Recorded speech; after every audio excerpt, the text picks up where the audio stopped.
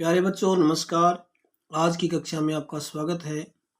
आज हम पढ़ने वाले हैं कक्षा 8वीं की हिंदी विषय की कार्य पुस्तिका का अध्याय नंबर 10। इससे पहले जिन बच्चों ने अभी तक चैनल को सब्सक्राइब नहीं किया है वे चैनल को सब्सक्राइब अवश्य कर लें। तो देखिए, प्रश्न नंबर 1 में क्या पूछा गया है कि तुम कौन कौन से काम अपनी पसंद से करते हो और कौन कौन से काम अपने जो है किसी के दबाव में आकर करते हो। ये पूछा गया है। तो इसमें जो है मैंने क्या लिखा है समझाने के लिए आपको, पसंद से किए जाने वाले काम जैसे खेलना, पेंटिंग करना, साइकिल चलाना आदि बच्चों को ये काम अपनी पसंद से करते हैं। यदि आप कोई दूसरा कार्य अपनी पसंद से करते हैं तो वो भी यहाँ पर आप लिख सकते हैं अपने अनुभव के आधार पर। और आगे दबाव में आकर किए जाने वाले काम, जब हम किसी के दबाव में कहने के बाद काम करते हैं वो काम आपकी और हो सकते हैं। यदि ये है तो ये लिख सकते हैं और साथ में और भी जोड़ सकते हैं जो आपका अनुभव हो कि मैं तो दबाव में ये काम करता हूँ। तो मैंने क्या लिखा है, खेती के कार्य में हाथ बटाना, पशुओं के कार्य आदि जो है हम दबाव में आके काम करते हैं। और ये जो कार्य हैं वो पसंद से किए जाने वाले काम हैं जो बच्चे अपनी पसंद से करते हैं, किसी को कहने की आवश्यकता नहीं होती। इसके बाद देखिए, इसके बाद प्रश्न नंबर 2 नंबर प्रश्न में पूछा गया है कि पाठ में रसोई के कई बर्तनों के नाम आए हैं, ढूंढ कर लिखने हैं। तो रसोई के बर्तनों के नाम क्या क्या है, लोटे, भगोने, पतीलियाँ, डोंगे, कटोरे, गिलास आदि। यहाँ आप लिख सकते हो आदि। इसके बाद देखिए प्रश्न नंबर 3 बच्चों ने जितने भी काम किए सभी को करते समय घर में भगदड़ क्यों मची।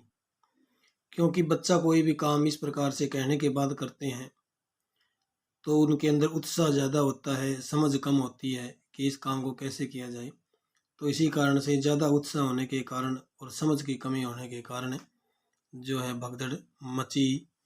इसके बाद प्रश्न नंबर 4 देखिए, 4 नंबर प्रश्न में पूछा गया है कि बच्चों ने जो भी काम किए अगर वे ठीक तरीके से होते तो भगदड़ नहीं मचती, इसलिए तुम्हारे क्या सुझाव है। पौधे को पानी देने के लिए क्या सुझाव है आपका। एक एक करके यानी बच्चा जो है एक एक करके बर्तन में पानी लेकर सींचते तो फिर जो है ठीक तरीके से काम होता और भगदड़ नहीं मचती। इसके बाद चौथे प्रश्न के ख भाग में देखिए क्या पूछा गया कि फर्श की दरी साफ करने के लिए आप क्या कहोगे। तो दरी को घर से बाहर ले जाकर साफ करना चाहिए था जिससे घर के अंदर धूल नहीं उड़ती। पाठ में आया है कि बच्चे वहीं जो है पीटने लगे, उसको झाड़ने लगे जिससे सारे घर में जो धूल फैल गई। इसके बाद मुर्गियों को बंद करने के लिए मुर्गियों को आराम से निकालना चाहिए था। एकदम से सभी मुर्गियों के पीछे डंडे लेके घूम पड़े जिसके कारण वो झुंड बना के निकली। इसके बाद भैंस को दूधते समय क्या हुआ कि एक ही भैंस के 4-4 बच्चे जो है लग गए जिसके कारण भैंस जो है बाल्टी को लात मार करके एक तरफ जा खड़ी हुई। तो वो क्या भगदड़ क्यों, ठीक प्रकार से दूध वो कैसे देती जब साफ बाल्टी लेकर एक भैंस को एक ही दूहना या दूहना चाहिए था, दौड़ना चाहिए था या दौड़ना चाहिए था, दूध निकालना उसका चाहिए था एक ही भैंस को एक ही बच्चे के द्वारा। इसके बाद देखिए आगे प्रश्न नंबर 5 में, पाठ में जैसा बच्चों के साथ हुआ वैसा कभी तुम्हारे साथ भी हुआ होगा जब तुम कोई काम अच्छे से करना चाहते होंगे लेकिन फिर भी काम बिगड़ गया होगा। तो इसमें जो है कौन सा काम करते समय, घर की साफ सफाई करते समय जो है काम बिगड़ गया था। क्या काम करते समय क्या गड़बड़ हो गई? अनेक वस्तुएं टूट गई। जब हम कोई घर का काम करते हैं, जैसे मैंने लिखा कि साफ सफाई का काम किया, क्या गड़बड़ हुई कि सब हम कोई बच्चे साफ सफाई का काम करते हैं तो कुछ ऐसी चीज़ें होती है कांच की या कुछ ऐनी दूसरी चीज़ें जो है सफाई करते वक्त टूट जाती है, और जब टूट जाती है तो हाँ, घर वालों का जो गुस्सा है वो आसमान पर चढ़ जाता है, उनका पारा। तो पूछा भी आगे प्रश्न है इसी प्रकार से, क्या कि गड़बड़ी होने पर लोगों का तुम्हारे प्रति व्यवहार कैसा था? परिवारजनों के गुस्से का शिकार बना। परिवार के लोग बड़े गुस्सा करते हैं इस प्रकार से जब कोई चीज़ टूट जाए। तो ये मैंने लिखा। इसके बाद देखिए आगे छठा प्रश्न का क भाग, हिलकर पानी नहीं पीते का बच्चों ने क्या मतलब समझा और उन्होंने क्या किया?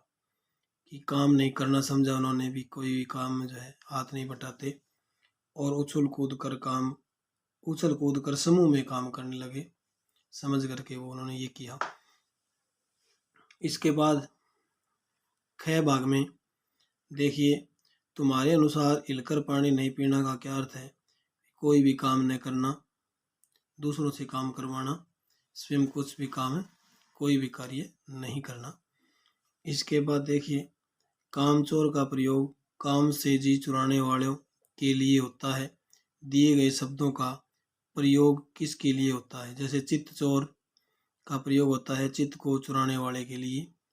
मुंह चोर होता है मुंह छिपाने वाला। माखन चोर होता है माखन चुराने वाला।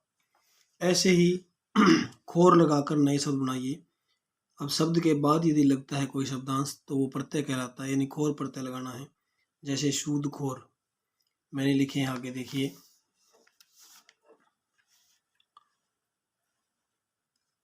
क्या लिखा है? जमाखोर, हरामखोर, मुफ्तखोर, घूसखोर, आदमखोर।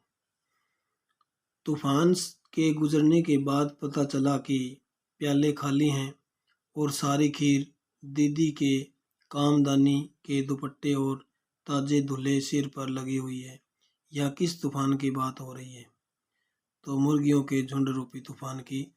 जब बच्चे मुर्गियों के झुंड को बंद करने लगे तब इस प्रकार से तूफान सा आ गया था, जो ये घटना घटी इसमें लिखी हुई है। इसके बाद देखिए अगला जो प्रश्न है, बड़ा मज़ेदार सा प्रश्न है। चित्र को देखकर कहानी बनाना भी एक मनोरंजन की विधा है और ये आपको आनी चाहिए। तो देखिए पहला जो चित्र है इसमें क्या है, एक ऊंट है, एक गिद्ध है और प्राकृतिक वातावरण में दोनों की मुझे ऐसा लगता है कि मित्रता हो रही है। तो इसके बारे में मैंने लिखा कि एक ऊंट और गिद्ध की मित्रता हो गई। दोनों ने अपनी भूख शांत करने की सोची। दोनों भूखे थे और भूख शांत करने की सोची। इसके बाद आगे क्या हुआ? आगे एक नदी थी। ऊंट ने अपनी पीठ पर गिद्ध को बैठाकर नदी पार करवाई। इस चित्र के अनुसार देखो नदी पार करवा रहा है ऊंट। तो उसके बाद क्या हुआ देखिए, अब इस चित्र में क्या दिखाया गया है कि एक व्यक्ति ऊंट की पिटाई कर रहा है, गिद्ध जोर से बोल रहा है और जो है वहाँ दोनों पेड़ के फल खाने लगे। कौन दोनों? गिद्ध और ऊंट। गिद्ध का पेट भर गया परंतु ऊंट भूखा था। लेकिन गिद्ध ने क्या किया?